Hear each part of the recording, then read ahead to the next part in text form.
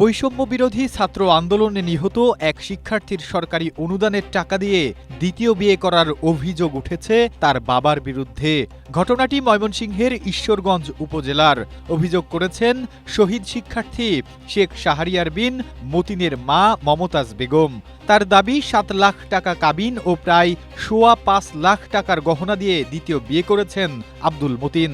এসব খরচ ছেলের জন্য পাওয়া সরকারি অনুদান থেকেই করা হয়েছে বলে অভিযোগ তার। তবে অভিযোগ অস্বীকার করেছেন আব্দুল মতিন। তার দাবি, দীর্ঘদিন চাকরি করে নিজের সামর্থ্যেই দ্বিতীয় বিয়ে করেছেন, অনুদানের টাকা ব্যবহার করা হয়নি। তিনি আরো বলেন, বংশ রক্ষা ও মায়ের অনুরোধে এই সিদ্ধান্ত নিয়েছেন।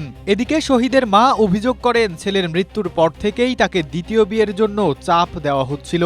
অন্যদিকে বৈষম্য বিরোধী ছাত্র আন্দোলনের কেন্দ্রীয় সমন্বয়কারী আল নূর আয়াস বলেন, শহীদ শেখ শাহরিয়ার বিন মতিনের একটি বোনও আছেন। তার ভবিষ্যতের কথা চিন্তা করে তাকে নিয়েই পরিবার চালিয়ে যাওয়া সম্ভব ছিল বলেই মনে করেন তিনি।